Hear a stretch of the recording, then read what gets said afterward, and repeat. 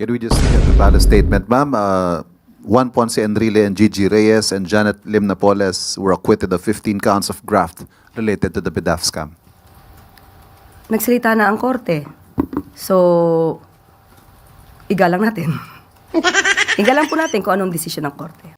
Naku, eto nga ho ang pag-uusapan natin mga reaction update PH ha. Pagka ho, kaalyado ho nila, agad hong respetado ang korte. Pero po, pag mga ka-update hindi ho nila kaalyado katulad na lamang ni Pangulong Duterte pag hindi ho nababagay o hindi ka pabor sa gobyerno ni Marcos Jr., hindi mo marerespeto ang korte. Pero ngayon mga ka-update, siyempre, etong si Juan Ponce Enrile, isa po sa mga galamay ni BBM yan.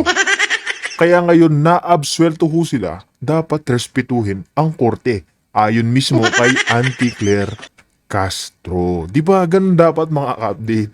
Na noong hindi pa nga nakuluklok tong si Auntie Claire, mga ka-update, kay Marcos Jr., ang lakas ho, bumigwas o manggisa kay BBM nito. Na ang dami ho niyang binabato dyan kay Marcos Jr. nang hindi pa siya usek dyan. Kung ano-ano ho ang binabato niya, kesyo mapambulsa, magna, ganyan. Ang dami ho, pero dahil nga ngayon mga ka-update, pera-pera lang ang usapan at ginawa siyang Yusek, lahat ho kaya niyang ibato.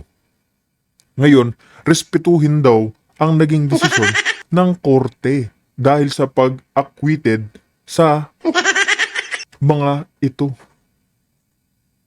Siyempre, absuelto na ho sila.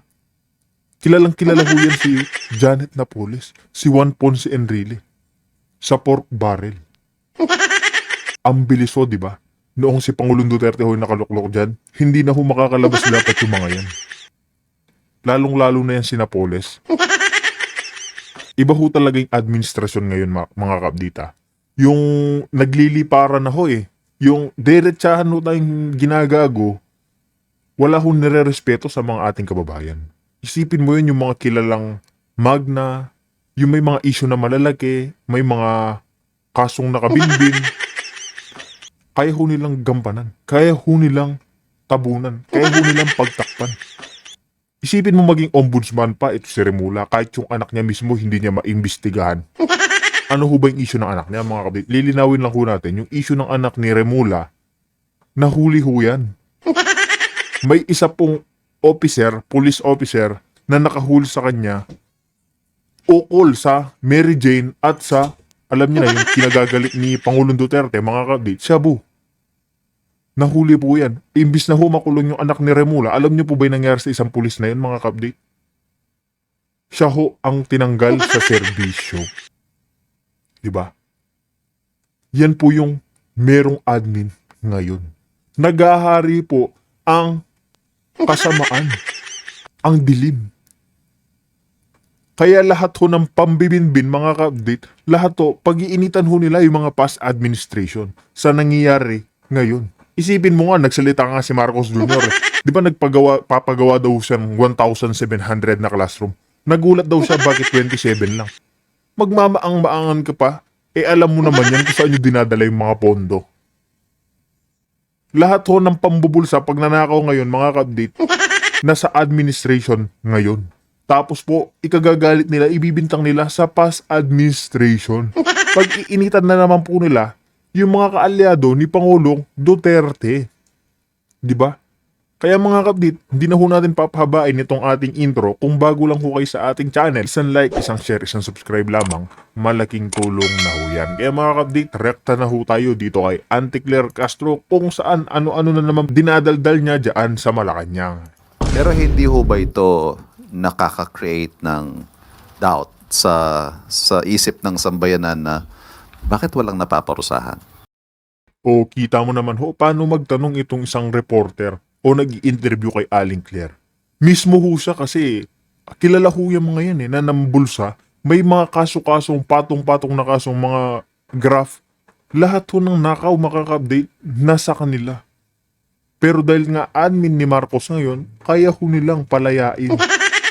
Kaya ho nilang tanggalin yung mga nakabingbing kaso sa kanila.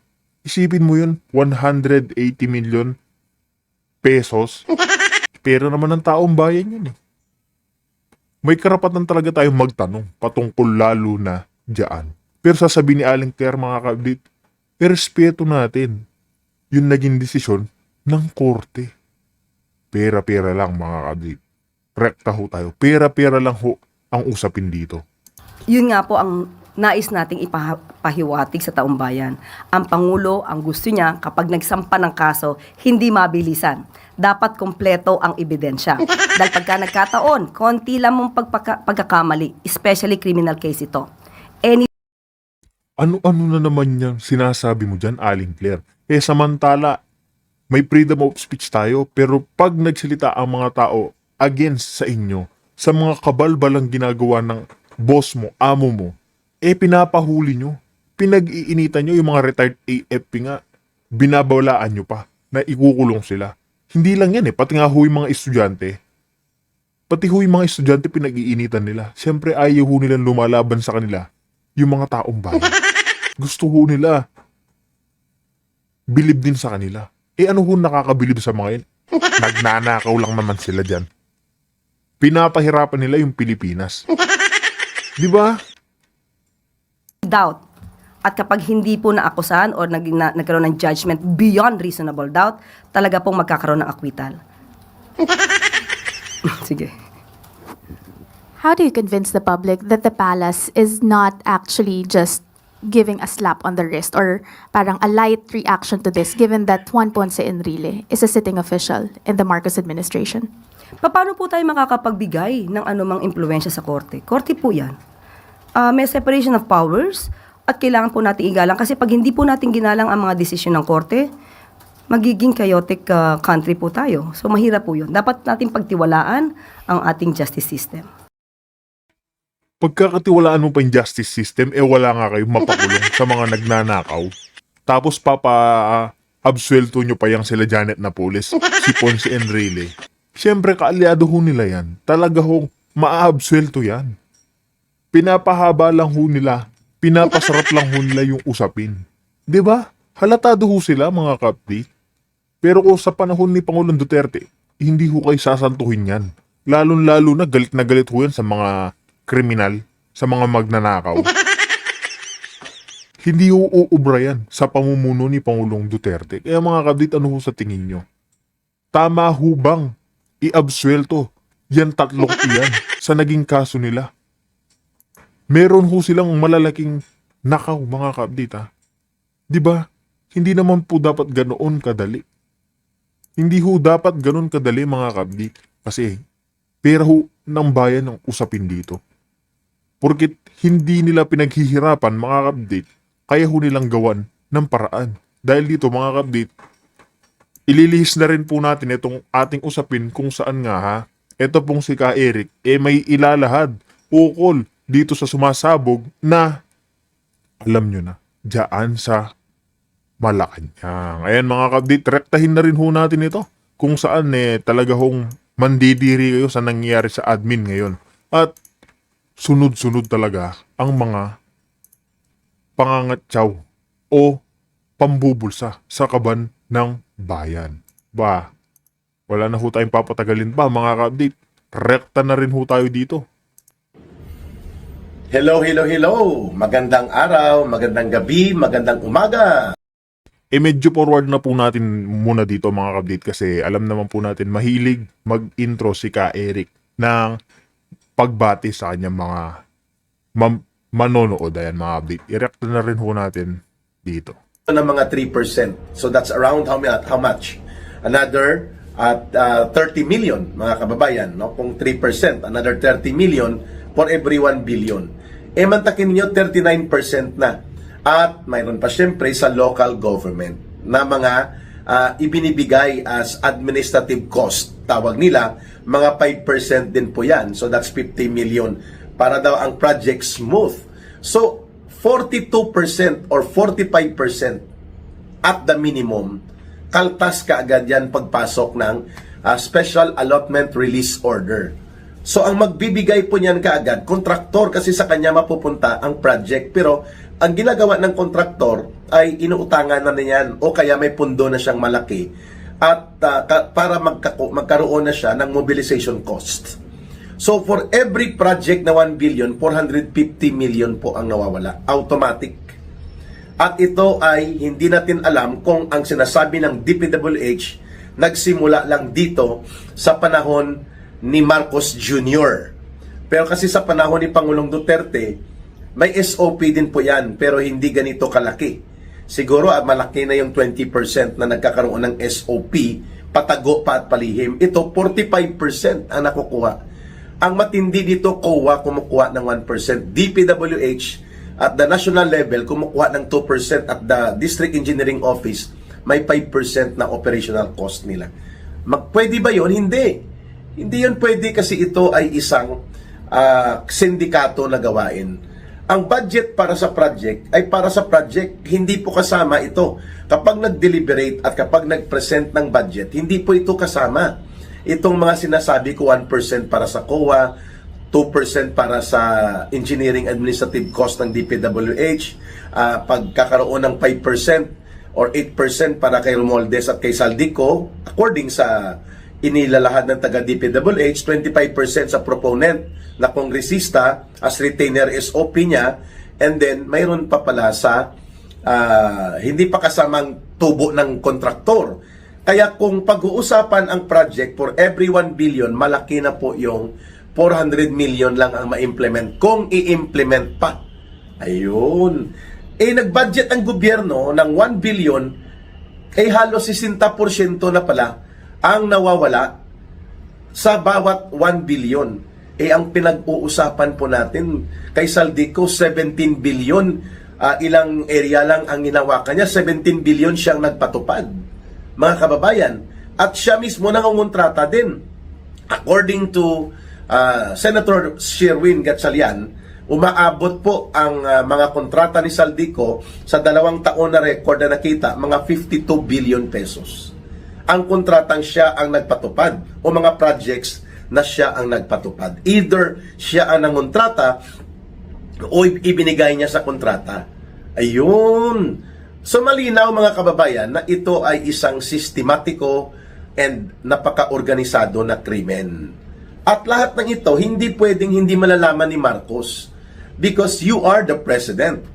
Anong ginagawa ng 4.5 billion pesos every year? Ubos yan na kanyang confidential fund. Take note of the amount. 4.5 billion pesos po ang pera ng taong bayan na ipinagkakatiwala at ibinibigay kay Marcos. Taon-taon ubos po yan. Between 4.5 billion pesos to 4.7 billion pesos. Mantakin mo yan, hindi mo alam ito, that is impossible.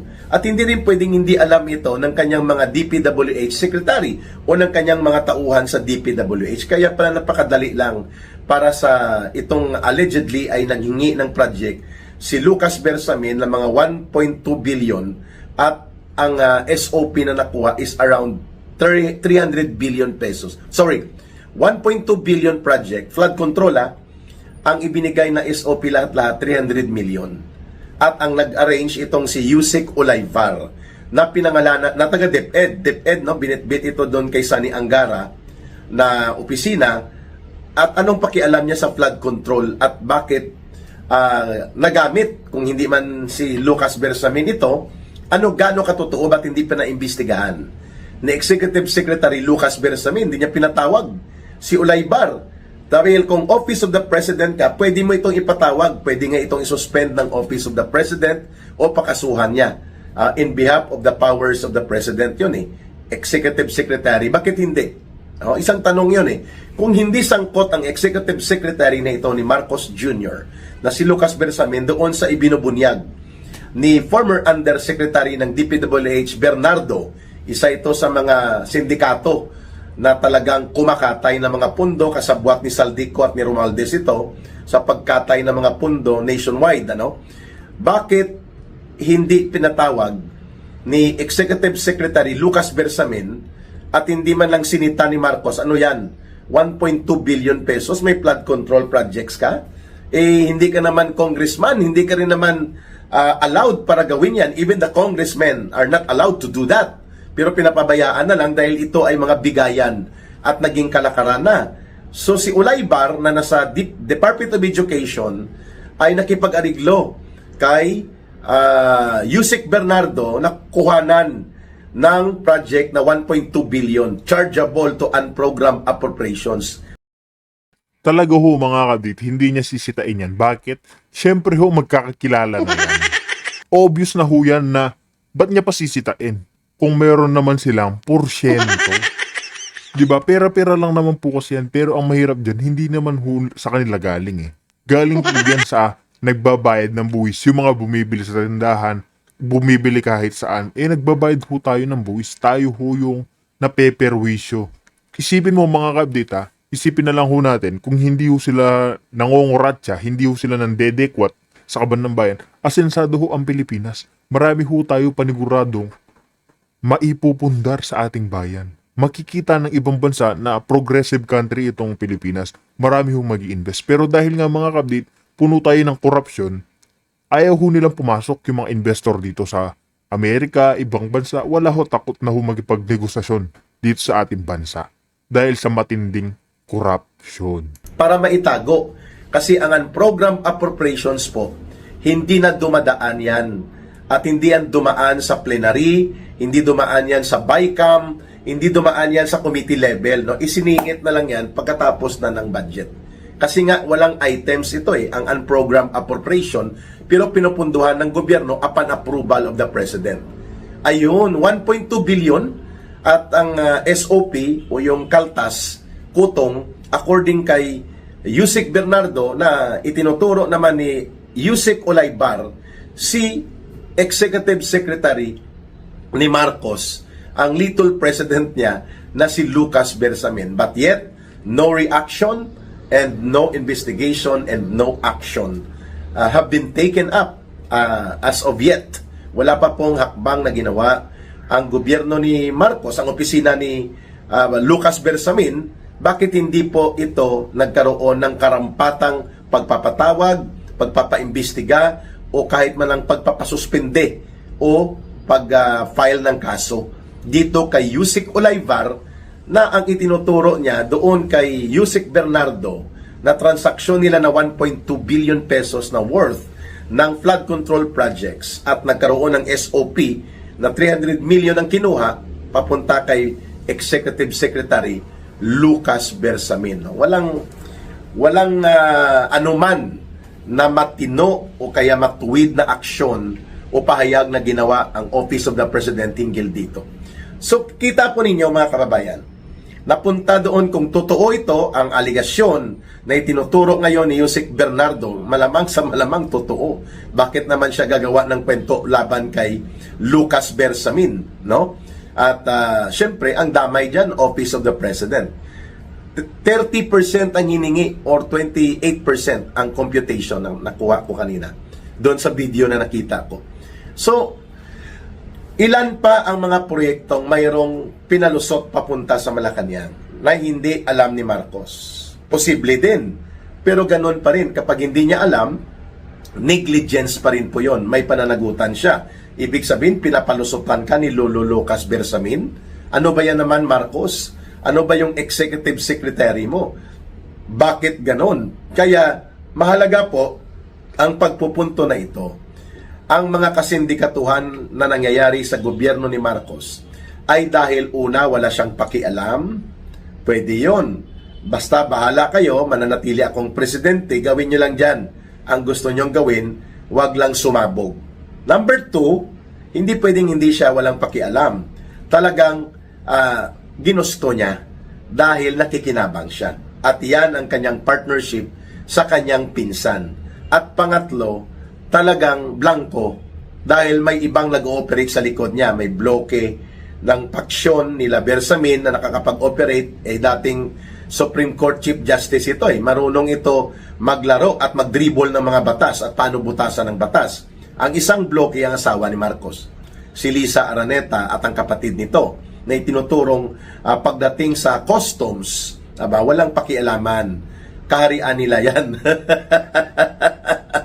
Pagdating naman sa kay Romualdez, mayroon din siyang bloke ng mga sindikato o paksyon ng mga bata-bata niya, yung Gang of 6+1, Ngayon pala ay Gang of 6 plus 4.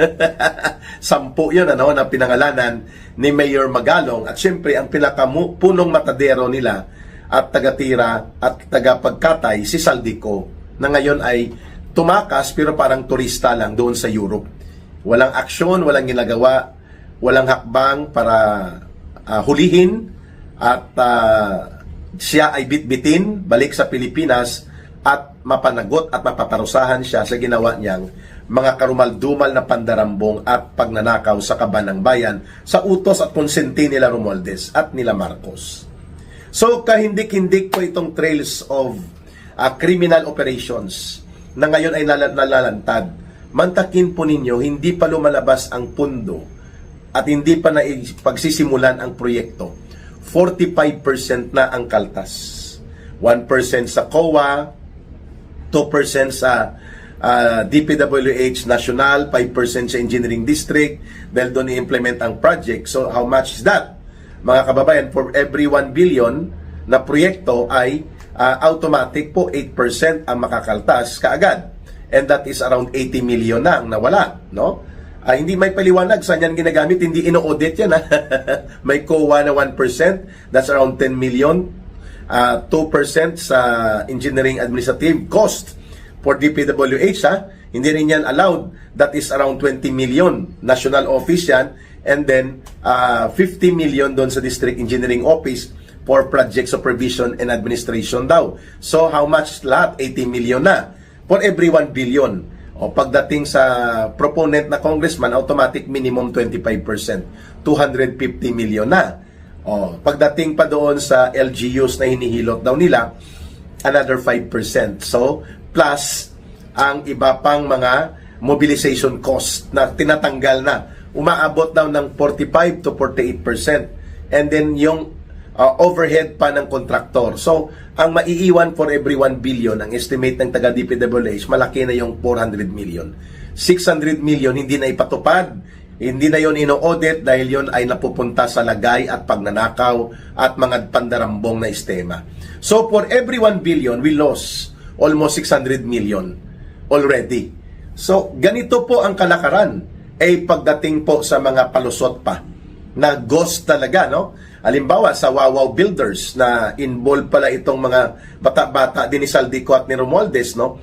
At nila Lisa, like sila Kumar, may pinapangalanan sila Maynard Ngo, marami na mga hindi naman mga kontraktor, kundi mga talagang fixer at mga nangungurakot lang sa gobyerno, private persons pero may access sa corridors of power. Ano po masasabi nyo sa nangyayaring katiwalian sa gobyerno, mga kabdik? Payag ba kayo na itong si Napoles ay dismissed na? Pati itong si Ponce Enrile? I-comment nyo po yan, mga kabdik, sa ating comment section para ating pong pag-usapan. Ito naman pong si Martin Romualdez at ang kanyang mga galamay, mga kabdik. Ano sa tingin nyong ginagawa nila? Matindihong pagnanakaw. Diba? Kaya ano po ang dapat gawin sa mga yan, mga kabdate? Makulong ho, ibulok sa kulungan. Kaya mga kabdate, dito na ho natin tatapusin ang ating reaction video.